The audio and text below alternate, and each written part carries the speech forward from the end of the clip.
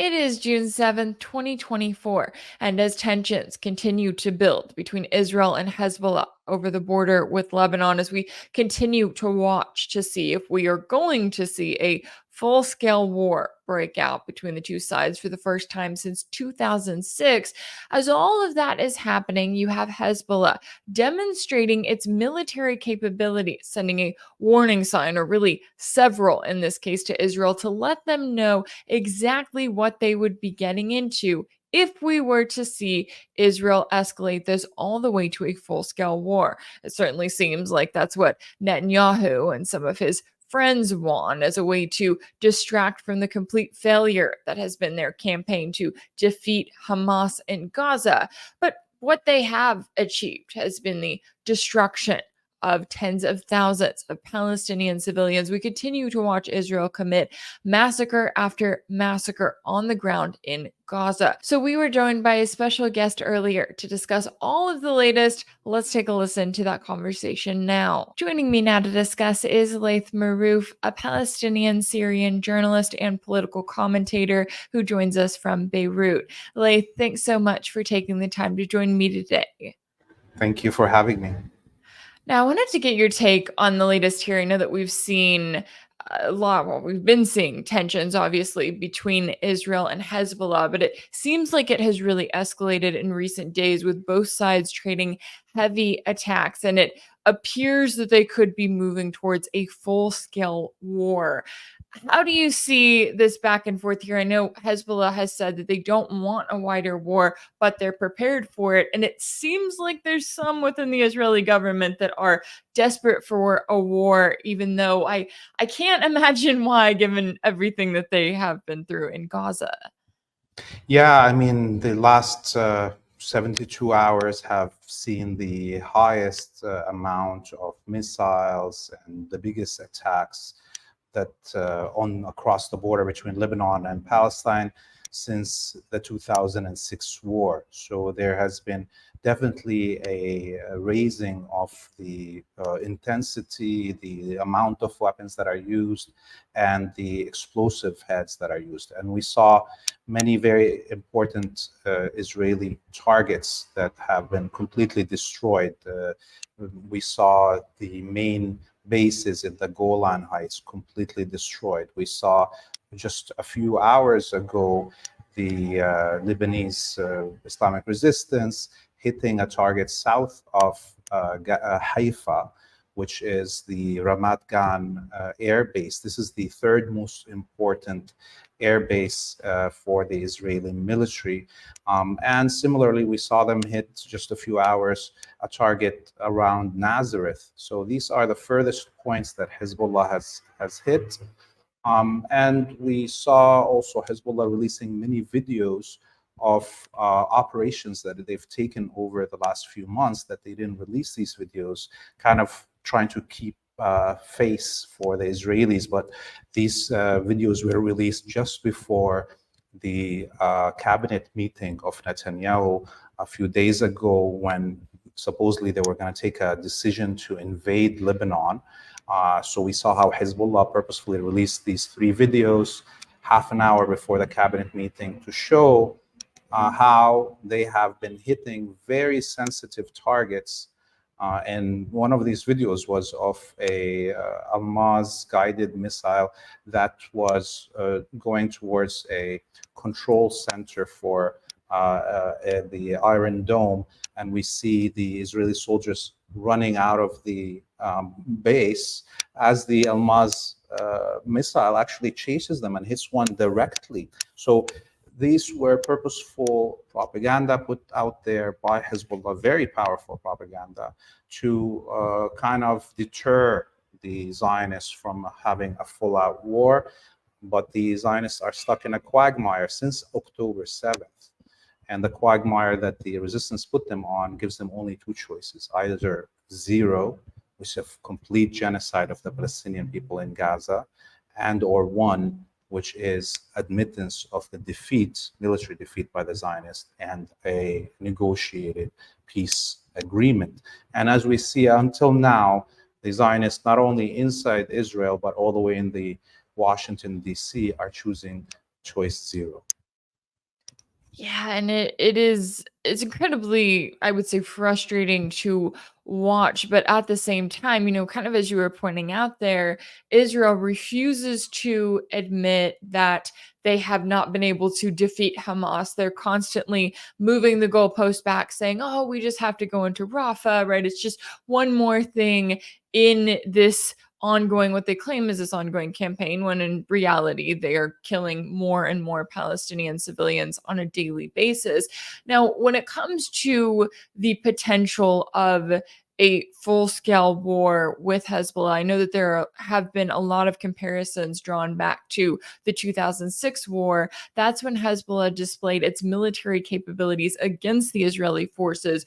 Do you think that Israel would be meeting the same kind of force, or do you believe that Hezbollah has evolved its capabilities since then? And is that something that Israel is really taking into account? Well, clearly, anybody who is sane within the Israeli military establishment knows that 2006 was a kind of a kid's play in comparison to what could happen right now with a full-out war with Hezbollah.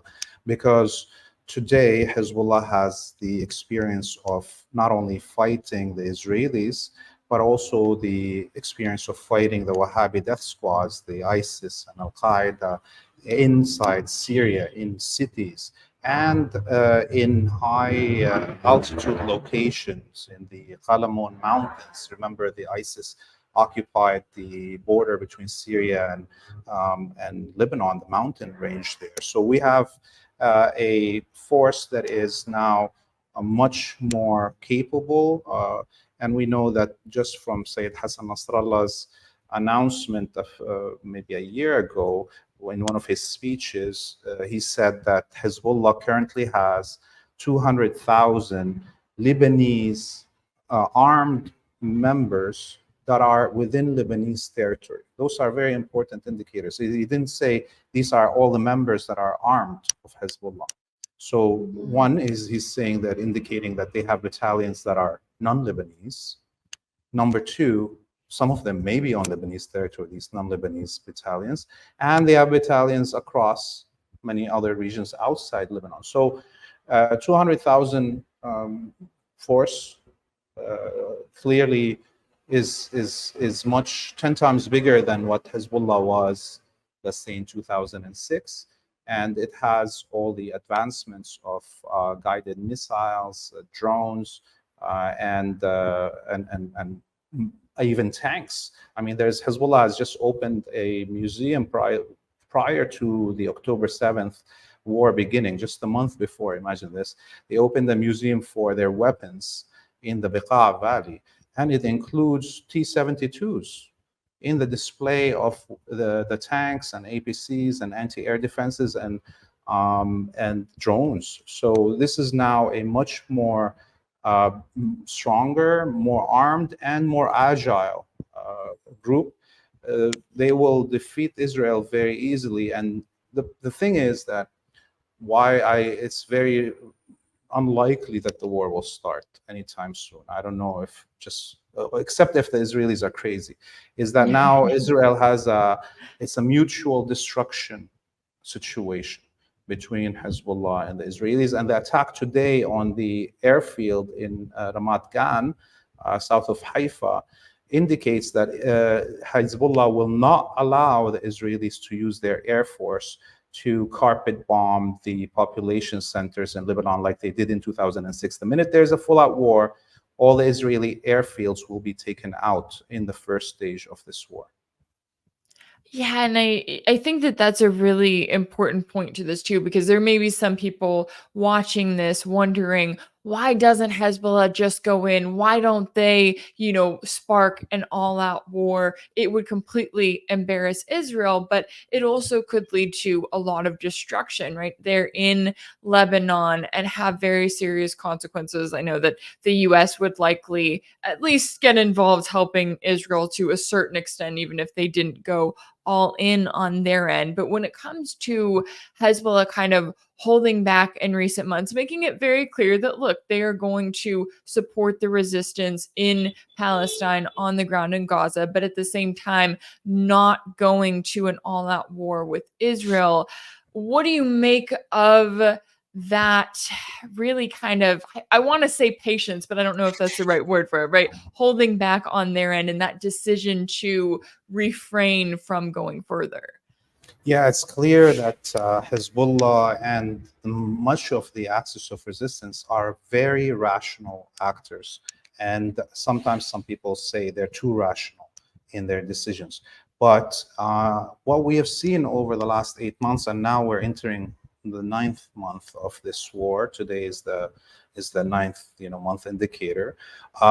Is that the Hamas has defeated the Israeli military armed forces on the ground, the army, not only in October 7th, but since then. We've seen so many, including the Jabalia battle, where the Israelis, according to Gabi Eisenkot, the former Minister of Defense, who's now a minister with no portfolio in the cabinet, he said that they sent in a whole division into the Jabalia battle.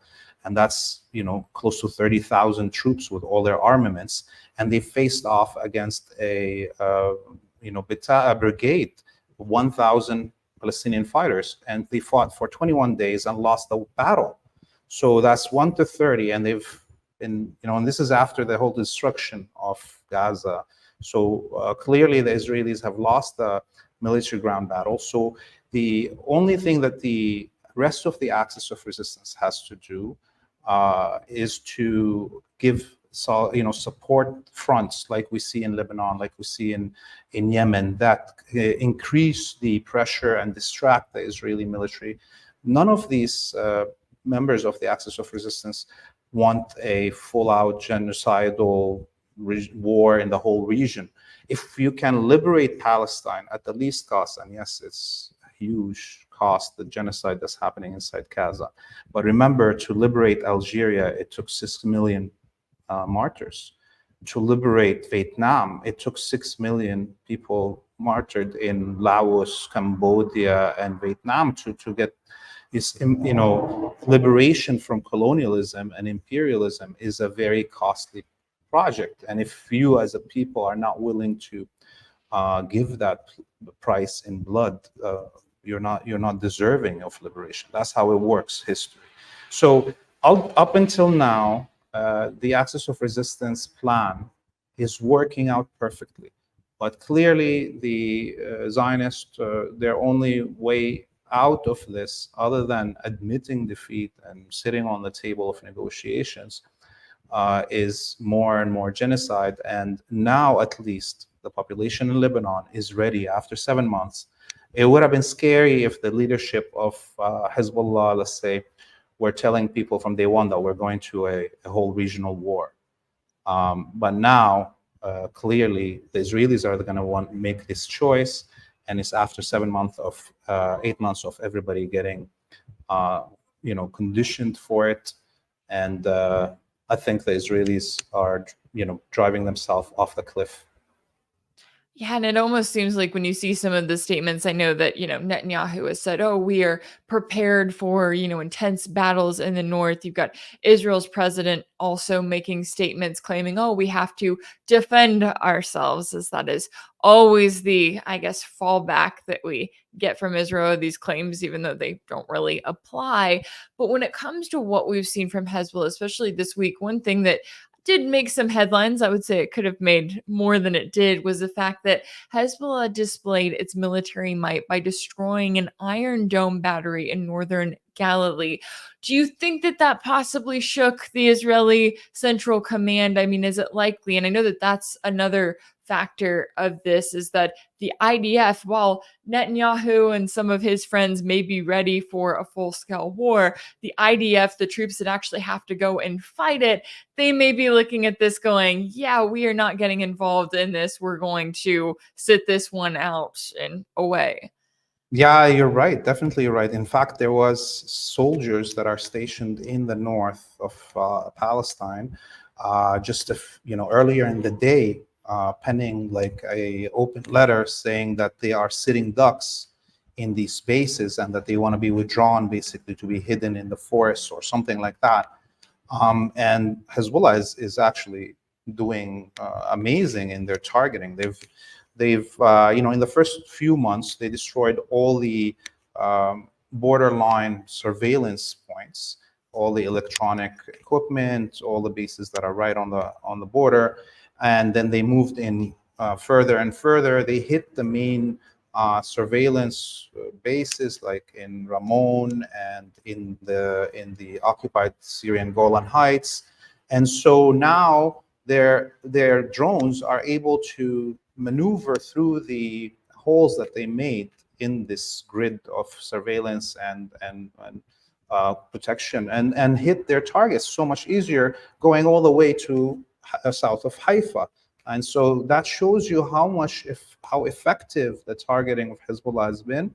And we saw yesterday the first time Hezbollah using a anti-air defense missile to target an F-16 in the south of Lebanon, and the F-16 had to run away, otherwise it was going to be down. So this is the first time ever since the creation of Hezbollah that we see them targeting fighter jets. And this is very worrying for the Zionists, because given that they've been trying to chase down Hezbollah drones with F-15s and F-16s. Imagine that. We've seen for the first time in history in military battle dogfights between drones and fighter jets in the south of Lebanon and the north of Palestine. And that is because all of the air defenses are failing to take down Hezbollah's drones.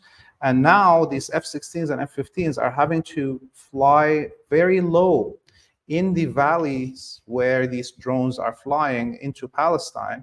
And that's making them even much more easier targets for the air defenses from the ground. And so now imagine that how much now the Israelis are losing any control of the airspace, not only over South Lebanon, but over North Palestine. And this is, again, historical moments in the battlefield as we see. Yeah, and it is that has been, I think, very notable to watch. Now, at the same time, I know that we're also keeping an eye on Israel's ongoing genocidal war on the Palestinian people in Gaza. And with that, it seems like anytime there is any kind of rebuke of sorts coming from the international community, whether that's the World Court saying, hey, Israel, you need to halt any sort of military action on Rafah, then Israel says, okay, and then they go bomb a refugee camp. This week, they bombed a UN-run school. And with each of these massacres, as they're killing dozens of civilians, Israel will come out and claim, oh, we killed a couple of, Hamas fighters, therefore that justifies all of it. And their friends in the West just kind of shrug their shoulders and say, okay, what are you keeping an eye on there as those massacres do continue and the Palestinians are pushed to just an unimaginable point in a number of ways? Yeah, I mean, look, the official numbers of those martyred in this war have really, if you look at it, stopped months ago coming up, and it's illogical. This 38,000 that we hear now, I think the number is much higher.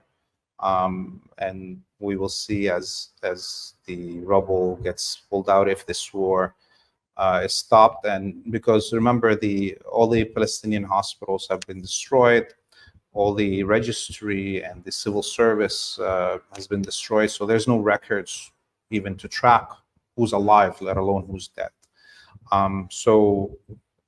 Clearly the number is much higher than that.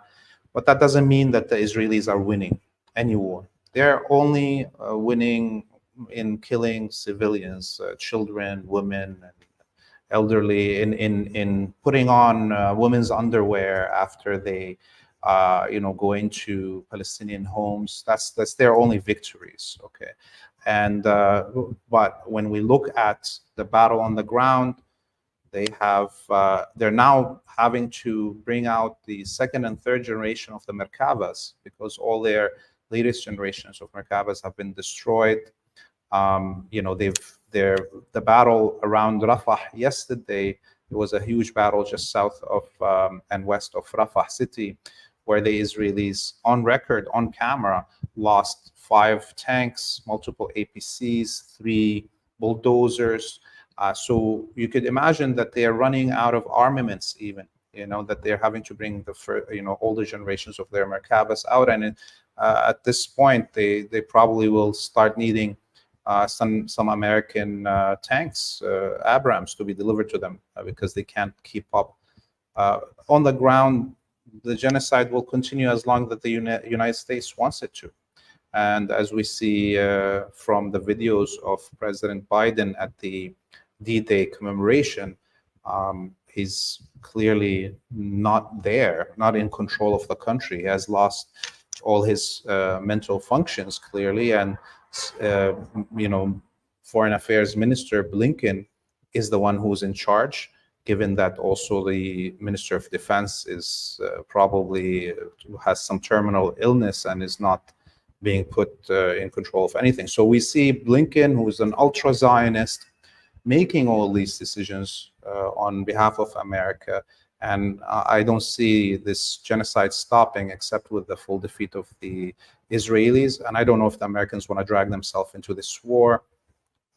We'll see from now to the election what happens, but it's just gonna, the intensity is gonna rise up. Yeah, I know that especially from now to November, when that election does happen, you've got Biden trying to be, I would say, cautious in some ways, or trying to make it sound as if he kind of supports the Palestinians while he sends the weapons to Israel to kill them. But part of that has been this claim from Biden that, we have a 3-phase plan that is going to eventually lead to a ceasefire that Israel signed off on. Well, then you look at Israel and they go, no, we did not approve that. When it comes to these back and forth, they call them ceasefire talks. Hamas has been very clear about saying, look, we need the guarantee of a permanent ceasefire if you want these hostages released. Israel keeps going back to claiming that they're going to defeat Hamas. So it doesn't sound like there is going to be any deal there. How do you see that back and forth and those attempts at talks when clearly Israel is on the opposite end of anything productive here? Yeah, I mean, we were told first that it's Israel's proposal, and then the Israelis said, no, it's Americans' proposal. It's no man's proposal, basically, and the Palestinian resistance has to sign on to it. It's an empty page, apparently, and that's what they have to do. So the Americans are trying to win in political negotiations what Israel couldn't win on the battleground. And so this is not going to happen. The Palestinians said there will be no negotiations on what the Americans offered already. You either accept a full ceasefire or there's no negotiations. There's no negotiations under the gun. And as we saw yesterday, the Palestinian resistance groups, Islamic Jihad and the the Popular Front for the Liberation of Palestine, PFLP, they attacked the Netzarim crossing, and so they had crossed the line of Gaza and did a similar attack to what happened October 7th. So we're now entering month 9 of this war, and the Palestinian resistance is capable of actually hitting command centers behind the enemy lines. And the Israelis admitted to it. So it was so obvious, and so brazen, the attack, that they couldn't even hide it. So what does this tell us? That tells us that, again, the Israelis and the Americans have no choice but to accept defeat, and they're not willing. And it's easy to say that, well, the Zionists have so much influence in the United States, but truly also the United States, this is the crown jewel of their imperial holdings. Without Israel, the United States can't project power into Asia, into North Africa and East Africa, and can't harass Russia in the Caucasus. This is the most important point of projection of power. And the United States, it seems like, will fight for this and refuse to end this hegemony or share world power or have a say in, be a part of the multipolar world that is rising. Yeah, I know that there is certainly a lot at stake here all around, and I really appreciate you taking the time to join me today to discuss all of the latest here. Laith Marouf, a Palestinian-Syrian journalist and political commentator, thank you so much for your time and insight. Thank you. If anything in this video resonated with you, be sure to like it, share it with your friends, leave a comment. And as always, don't forget to subscribe. And if you want to keep up with all of my work, make sure that you're subscribed to my page on Substack. That's rachelblevins.substack.com. If you want to support my work, you can also check out my page on Patreon. That's patreon.com/rachelblevins. That's where you can sign up as a monthly paid subscriber and join the community there. As always, thank y'all so much for all of your support, and I'll see you next time.